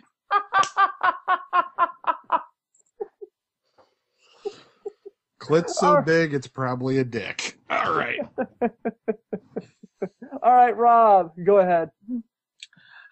Joe beat me to it. I mean, evidently, China and X-Pac were in the middle of making another movie and something went wrong. Or right, depending on your point of view. Okay. Gar, what do you think? I have nothing to add to this conversation. This is so disgusting. Garvin taking the high roll. Okay, for me, it isn't the fact that he injured his ass doing the Bronco Buster or the fact that he actually does the Bronco Buster. It's the fact that he injured his ass, went to a party, and according to the person that went to him in the hospital, there was, quote, a lot of blood. So there was enough blood coming from his ass for him to leave a party, but not enough to keep him from going. I want to go to that party. Hand me a tampon, honey. I'm going to stick this up here and get this taken At care that point, of. no, dude. At I that need to point, go it's do a some diaper. blow. At that point, it's a diaper. Live chat's having a lot of fun with this, but for me, Robert's got the best one saying, I won't talk about the X-Pac injury, #face turn. All right. Tersely Verbose on Twitter says, quote, looking at your fellow podcast hosts, which one would you kill, fuck, and marry? So we're going to play that game, marry, fuck, kill. Joe, go first. And it can include anybody who's ever been on the show. So I think we all know who we were going to marry, fuck, and kill. I think it's probably all the three of us are going to pick the same person, I imagine. Well, considering the day, I think I'd marry Garvin. Mm-hmm. I'd probably kill Harrison or Mike. Yeah. And fuck would only have to go to our one female guest.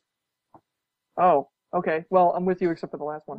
All right, Joe. I'm sorry, Rob. I go Marry, again. fuck, kill. Marry, fuck, kill. Um, I'm sorry, Kilo G just put on Twitter, or just put in the chat, what has happened to this show? I'm with What you, happened dude. to this show? You guys wanted us to talk about this. We're talking about it. Yeah, this is Ask Deal with it. FTW. This is your part of the show. Yeah, Robert C says, damn, Ron Simmons' tone, and leaves the room. I think he actually just left. I don't see him in the chat. Okay, he's still there. All right, so. Anyway, Rob, I'm sorry to interrupt. Go on. That's okay. Well, I would probably marry Garvin. I would probably end up killing Lee after one of our many, many debates on just about anything. Go Red Wings, Rob. Actually, you know what? I might just kill Joe. Yeah. And as for the fuck part, let's see. You can choose me twice, on. Rob. Dude, you got 30 seconds, all right? You're not Yeah, actually screw it. going to do this, Rob. Yeah, screw it. I'd go with Garvin for. The beard is so fluffy. All right, It is, bearded man. one. It is. It's the power of the beard. What can I say? Apparently, the most approachable person on the podcast, Garvin. What are your thoughts on this? According to, what do you think of all of us that's ever been on the show hosting? Who would you fuck, kill, and marry? All right. Well, let's start with kill because that's first in the order. I would probably kill Harrison for screwing up your sink. Dude, I can't believe you guys missed this one. You guys are going to be so happy when I name this person because you're going to be like, damn it, I can't believe we missed him. Go on, Garvin. Yeah, I mean, Harrison, of course. Fuck, I would probably fuck Lee because he's so. Have you heard his voice? It is so awesome. It's so sexy. You want that whispering? You want that dirty talking to you during the course of it, Garv? We're only fucking. Yeah, he doesn't even have to It's look him just in gay the eye, sex, really. people. I don't even have to look at him. sodomy. You know. Come on. All right. And then Technically, I don't Mary, think you can. Mary, I'd probably marry Joe. I think he'd take care of me. He would. I can pretty much guarantee that. Okay, first off, I'd marry Kevin. I mean, I'm not even kidding, like, on the show. I mean, if I had to divorce my wife, I'd probably marry Kevin. I don't know if I could go that. Yeah, I don't think I could do that either. I couldn't do that. Oh, Kevin's awesome. I'd marry Kevin. As far as kill, Adam. Remember Adam when we had him on like a year and a half ago and the show was awful? You I'd mean kill like Adam. the 7th episode? That was terrible. He Are you killed talking the show. Adam or are you talking Aaron? Oh, Aaron. Yes, Aaron, not Adam. Aaron. I'd kill Aaron. He killed that show. He Adam, destroyed Aaron, that show. the No, guy Adam whose was name pretty good. starts with A. Yeah, whatever. Well, Adam hasn't been on in a while, but he came on a couple times during that time. Yeah, so that's why I kill is Aaron, because he was terrible. He was terrible. And, who would I fuck on the show? I guess I just have to fuck McBrad's, buddy. I'm coming for you. Oh. I'm gonna bend you over a barrel. That's not a podcast host, though. That doesn't count. We'll get him on the show so I can fuck him. No? We have that as a drop, please. Get him on the show so I can fuck him. You want to be on the show? You want to be a guest? Here's your goddamn application. Right here, folks. Right there. Nobody said Jay I'm waiting for him to kind of pull out the Mike Tyson promo. I'm gonna fuck you too. You love me. Kilo G saying, to be honest, Harrison would be the most grateful lover. I'm not. I'm selfish. Garvin clearly would be the most grateful lover. And I think we've actually talked about this outside the show, that if we had to, Garvin would be the most grateful lover out of all of us. He's the cuddly one. I'm not. I'm an asshole. I'm selfish. This conversation has happened more times than we want to admit. It really has. It really, really has. Do you know how many times this conversation actually came up before this was even a podcast? I can't think of a time we haven't all gotten together I can't think of a time where Garvin, Joe, and I got together and we haven't discussed. I have known Garvin and Harrison for over 10 years now. It's hard to believe, and this conversation comes up very often. It does. It really, really does. All right. I do want to. Okay, we're done. I don't want to talk about this anymore because I think I just killed McBrad's. I think he is out right now committing seppuku and slicing his stomach open so he doesn't think about the idea of me coming at him in the blue bathrobe that I can buy on WWE.com now. There's coming with candlelight dinner and a chicken head or something. All right, anyway. Well, do we have time for Monster Brawl or you want to do that next week? You guys think you can review it now? Do it now. All right, do it now. Get it done. Do it now. What? Get to the chopper. I will if you'd stop. Yeah, okay, so Garvin and Rob watched Monster Brawl. They're going to give us a real quick review of what they thought about it. So take it away, guys. Okay, since I believe I'm leading on this, basically for those fans who haven't seen it yet, the basic premise of Monster Brawl is it's an independent film. It's filmed and structured in a way that to me stood out as very unique. They actually filmed the movie so that it looks like a wrestling pay-per-view. Only instead of normal wrestlers, they have various monsters that are brought from around the world to fight to the death, of course, because they're monsters. There are a lot of big cameos in this. A lot? For you, well, some.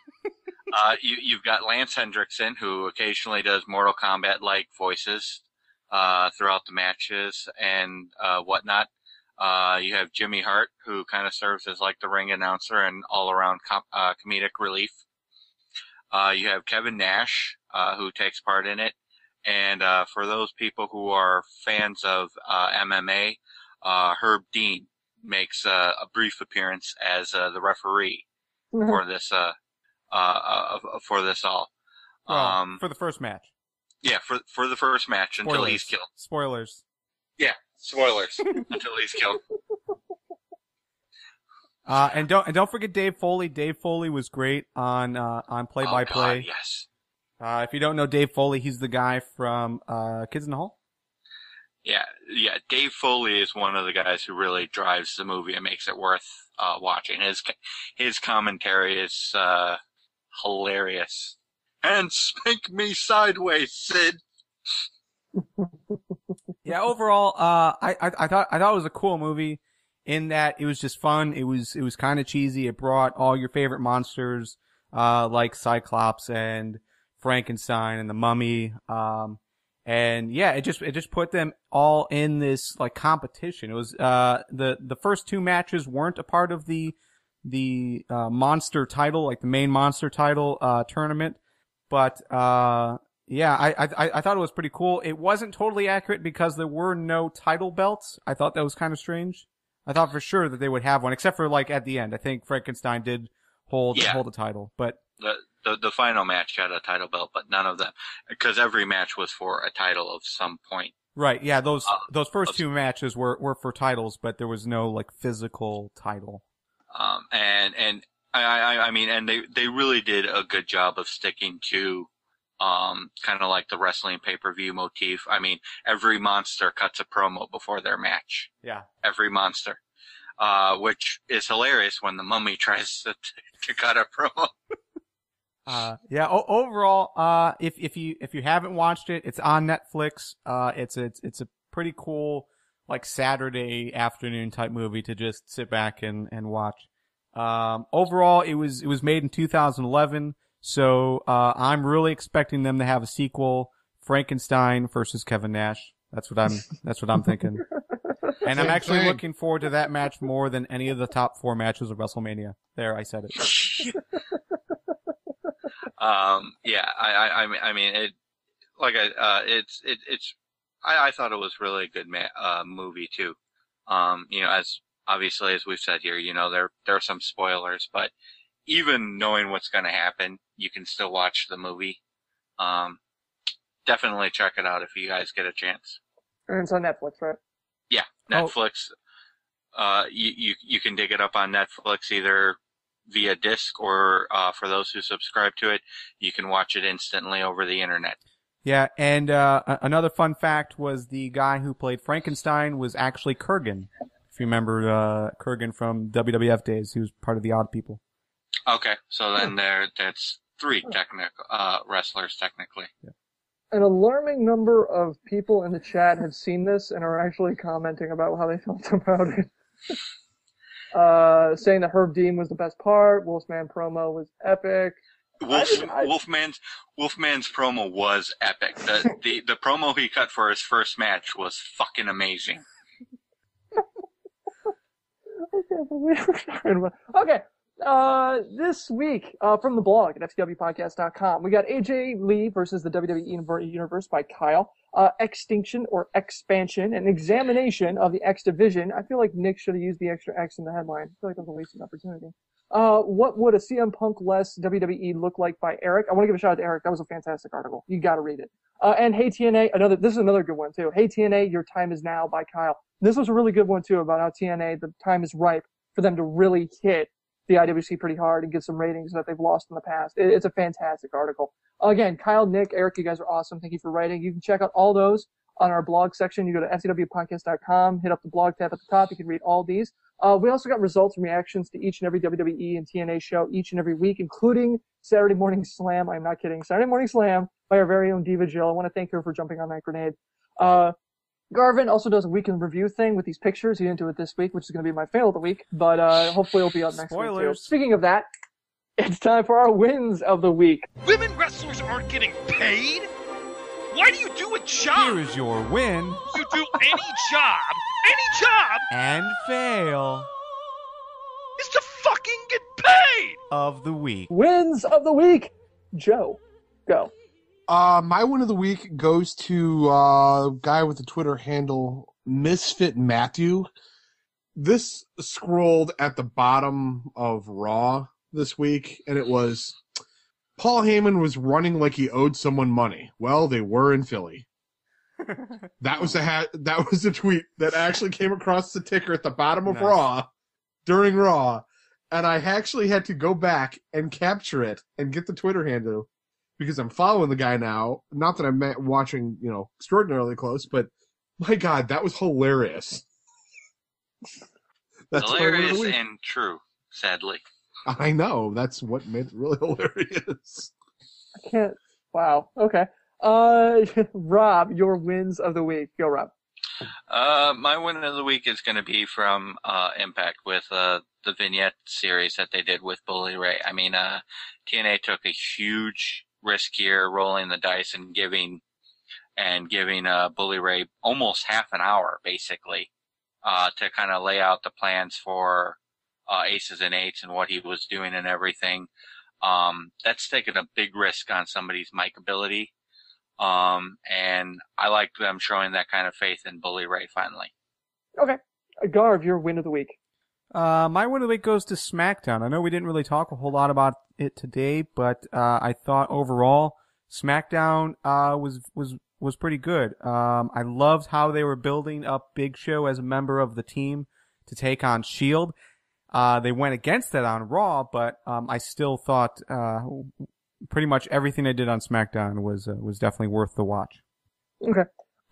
My win of the week, hands down, probably comes from Impact, and that's Aries and Rude. They're really on a tear lately. They've been doing fantastic. The match they had with Chavo and Hernandez was pretty good. Hernandez looked pretty good too. But again, the crowd. The crowd in Impact going live and going on the road, a fantastic move. That crowd was totally into it. Chicago's a great wrestling town, man. It really is, and it showed. I mean, it was their second show in the area. So, and it was still a fantastic crowd. So yeah, for me, hands down, TNA making the move to go on the road and go live, like we've been telling them to do. And it'll be really interesting to see also as a sidebar if this college idea works, because I've been kind of beating that drum pretty heavily for the past while now. They should do that. So if this actually looks like a good idea, then I won't shut up about it for the next year. So here's the hoping. So I have something else I can ram down your guys' throats. Garv, what's the chat got? From the live chat, the X Division, Impact Wrestling and the Aces and Eights video, Paul Heyman running, X-Pac splitting his ass, Bully Ray style segment. No wins for WWE. Well, I mean, I guess X-Pac really doesn't count as a win. All right. Fails of the week. Joe, your fail of the week. Go, Joe. My fail of the week is the fact that I forgot a finishing move that I wanted to pick in our previous discussion about finishing moves, and I remembered it now. The Elevator. Yes. But that's my fail, so I forgot about the Elevator. As much of a proponent as I am of the Elevator, and I forgot it, what the fuck? Rob, your fail of the week. Go. My fail of the week is going to go to TNA for not paying us. They keep taking our ideas and they don't pay us for them. Sooner or later, guys, we're going to demand a check. I want my money, Denny. Exactly. All right, Garv, your fail of the week. I'm having a hard time singling out one fail. Yeah, I don't know. I think the 3-hour Raw is still difficult to swallow, and then when they go 20 minutes on the overrun, that is way too long. Especially because it took 10 minutes just to answer the first question. Michael McGillicuddy. Yeah, my fail is the fact that, I mean, even DirecTV is starting to think that WWE is running too long, because my DVR wouldn't have recorded that overrun if I hadn't programmed it in there. Yeah, 25 minutes of that debate. But really my fail, hands down, besides X-Pac, is, I hate doing this, but Raw as a whole, it was kind of lackluster, considering we're 2 weeks out. It doesn't feel like the 2 weeks before WrestleMania. It feels like the 2 weeks before Tables, Ladders, and Chairs, or, one of those pay-per-views that is kind of interesting, but you only really watch it because of, the immediate implications it could have. It doesn't really feel like one of those WrestleManias where it's going to be like, or one of those build-ups to WrestleMania, for crying out loud. So it seems like a build-up to a house show. Pretty much, yeah. All right. Garv, what does the chat have? It's actually a house show building up to the next house show. There you go. All right. Fails. Rock Cena's debate. 2 weeks from WrestleMania. It's the first time they've been on TV together in about 3 weeks. The building for the WWE Championship match, it seems like to be the trend. WWE in general and the WrestleMania build. Triple H is, basically kicking Wade Barrett in the nuts for no apparent reason.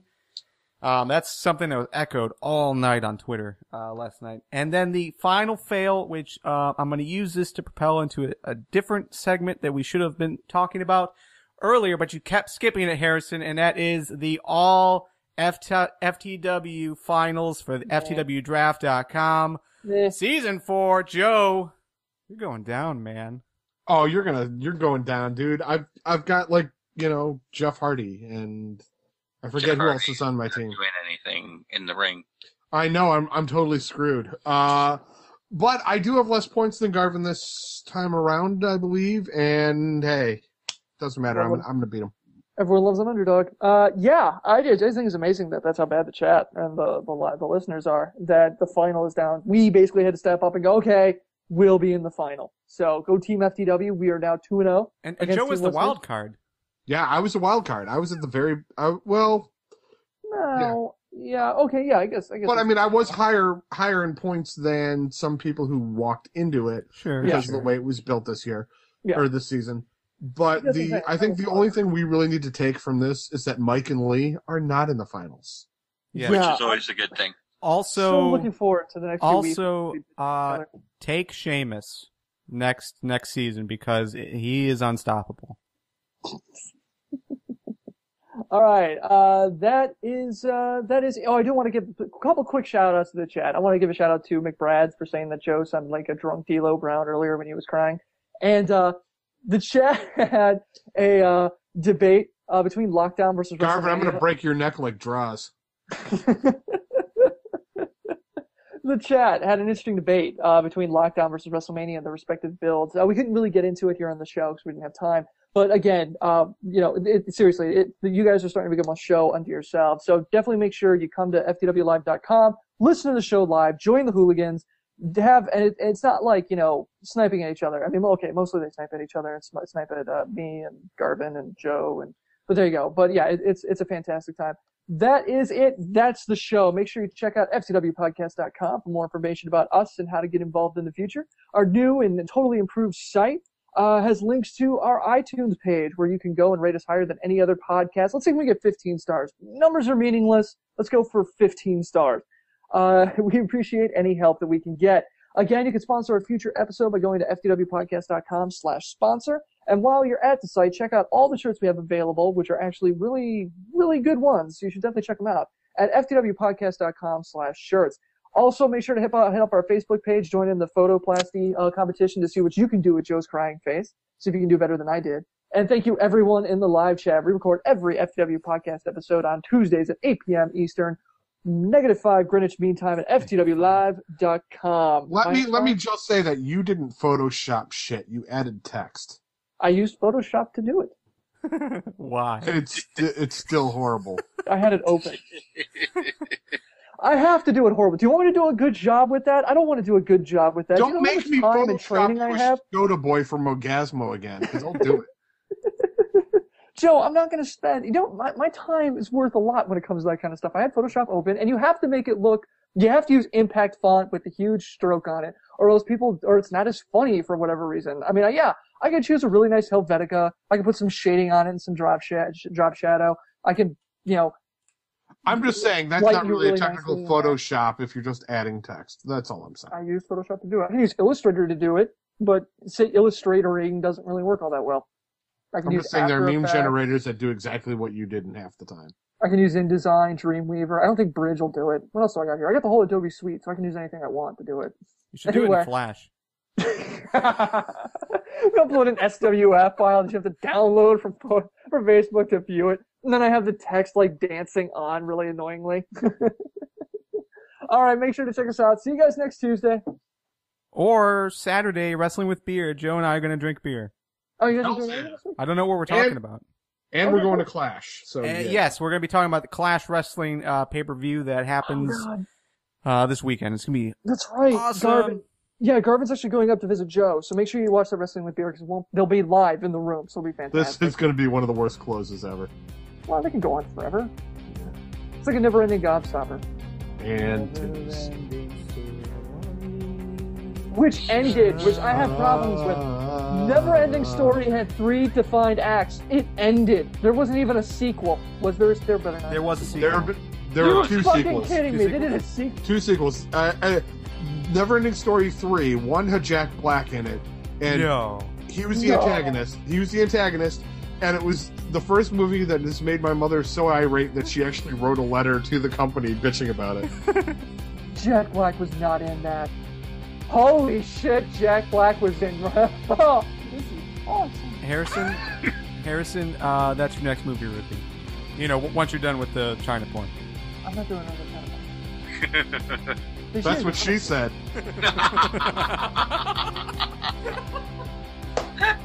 And on that note, close it, baby. We're done.